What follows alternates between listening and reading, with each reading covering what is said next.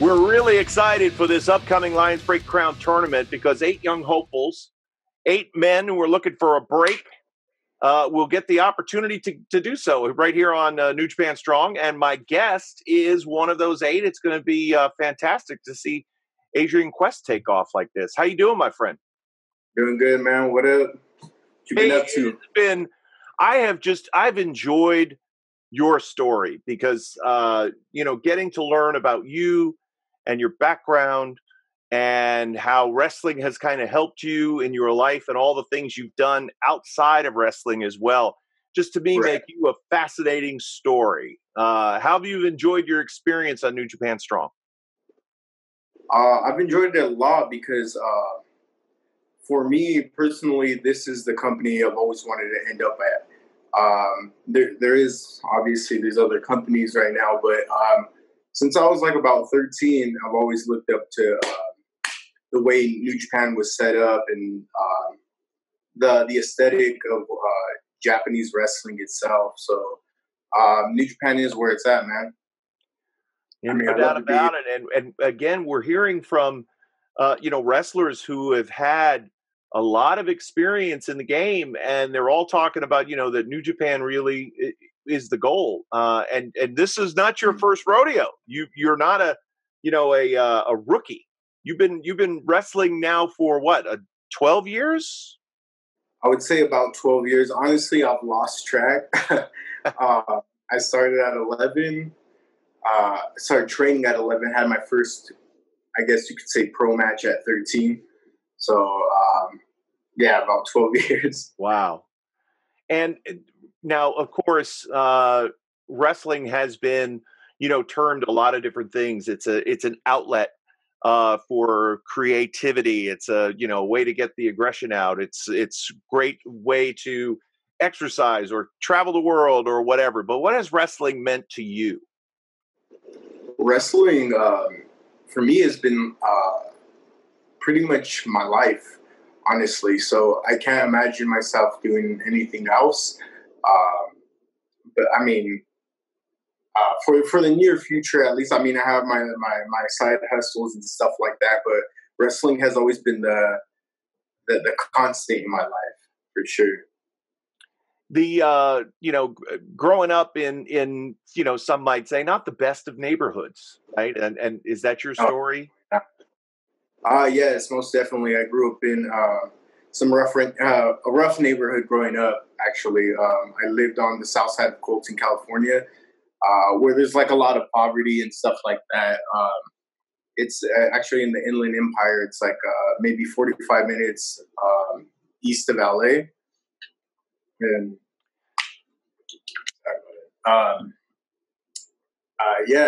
I mean, growing up was rough. I had a dad. My dad is an alcoholic. He was a drug addict. All of the above you could think of, he was. So it's. I mean, he's getting himself better now and stuff like that. So it didn't help. That didn't help growing up. Yeah. Again, the hurdles and obstacles that we have to overcome, though, they say make us stronger, make us into the athlete that we are, the person that we are, and the business owner that you are as well. Talk to me about your Bermuda clothing line. How did you come up with the concept? What makes your brand different than everybody else? So Bermuda is something I started about 3 years ago. I've always been into streetwear clothing brands and stuff like that. Growing up, obviously, I couldn't afford it and stuff like that. As I got a little bit older, I got into this website called Tumblr. And Tumblr helped me find what streetwear actually is. And I just fell in love with it around like middle school. And so I would like save up I would go take cans to go recycle to go buy a piece of streetwear. Like there's brands like that are actually really big in Japan, like Extra Large. I got really into a brand called Extra Large. I'm sorry, I just said Extra Large. The Hundreds, Supreme, Deadline. There's a bunch of brands like that I really grew up on and really studied, I would say, because I just love streetwear and that whole culture. So mine, I didn't really get to start it until after high school because I just didn't really know how. But I like to think of the story behind my brand is the fear of not knowing. Because growing up, like that was always something that was on the back of my mind. It was like the fear of not knowing what was next. And I think of like the Bermuda Triangle is like that. You don't know what you're getting yourself into. So that's what I kind of named it after. Well, you got a cool look. It's a distinctive feel and flavor, like you can spot it coming down the street.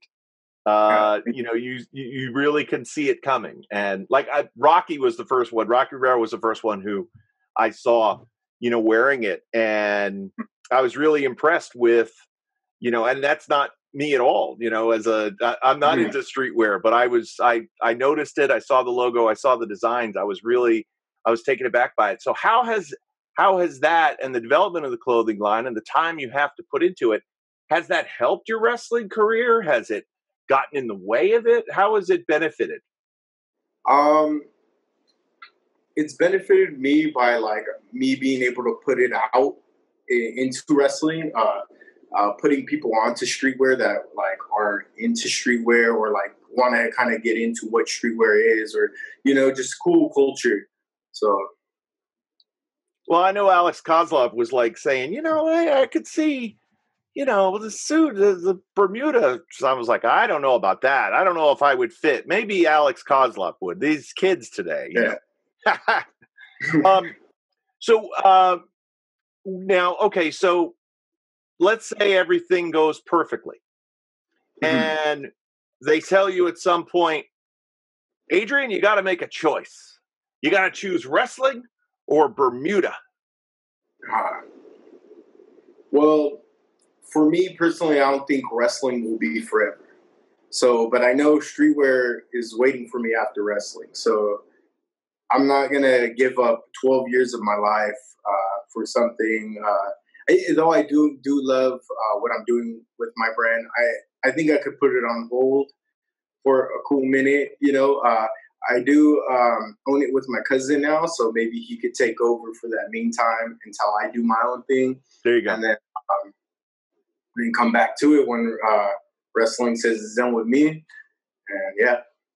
So that's your motivation every day. When you get up, you're thinking wrestling and you're thinking the clothing line. Are there enough hours in the day for you? Sometimes there isn't. Sometimes I don't. I feel like there isn't. I'm always on the go. I'm always doing something. So I'll stay up like till like 5, 6 in the morning on Photoshop because I'm luckily like I've gotten better with this time. This quarantine time has given me time to really focus on getting my designs better and getting better at Photoshop. But sometimes I just feel like, you know, there isn't enough hours in the day for me to really lock down or on something, you know, because if I go to sleep at 6, I'm up by 10, you know, something like that. You know, I'm always an early riser. I try to be.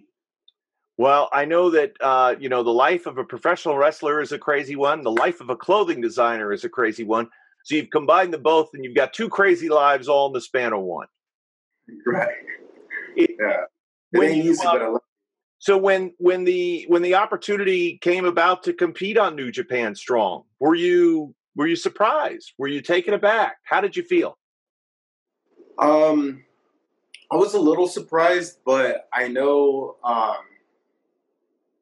the time would come. Just because I like to believe in what you put out into the universe will come to you if you're a good person.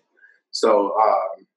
So I knew the time would come eventually, and I did do multiple New Japan dojo camps.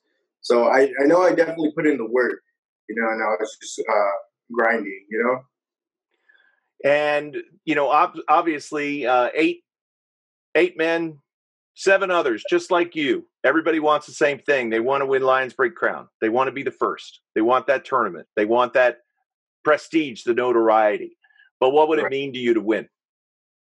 What it would mean for me to win is knowing that the time I've put in to professional wrestling was not wasted at all. I mean, to be even considered in this class is unreal.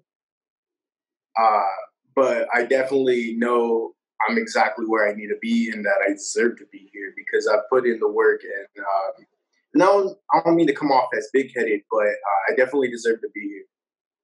Oh, I don't sense any, big-headedness at all. There's a confident ego about you. But again, you fight like you belong. There isn't anybody that I've seen on New Japan Strong. It's like, maybe he shouldn't be there. Everybody comes out. And for me, a lot of it was seeing you guys for the first time, other than just a glimpse here, a glimpse there, a clip there, a clip.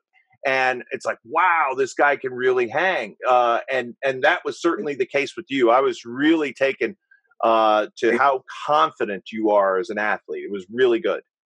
Mm-hmm. Thank you. I appreciate it. So, okay. So how do we know that we could see you, Friday nights on New Japan Strong, and we'll get to see you in the upcoming Lions Break Crown tournament. But what if, somebody was into streetwear and they wanted to learn more about Bermuda? They wanted to learn more about your brand. Where can they find you? They could find me on Instagram and Twitter. That's BURRNUDA _. That's on Twitter and Instagram. And then our website is BermudaOfficial.com. So BermudaOfficial.com. And that, I think, would give everybody. And the hat you're wearing today is one of your own designs, huh? Yeah, this is a design we actually called Cutting It Close. It's a design I came up with maybe a few months back. This will be on T-shirts and this trucker hat. So this will be dropping soon, actually, within the next month. Very good. Well, we look forward to seeing that. We look forward to seeing more of you in the ring, my friend. No. All right. So, Adrian Quest, want to thank you for your time, and we'll see more of him and the other young stars making their way through the Lions Break Crown tournament. Thank you very much for joining us.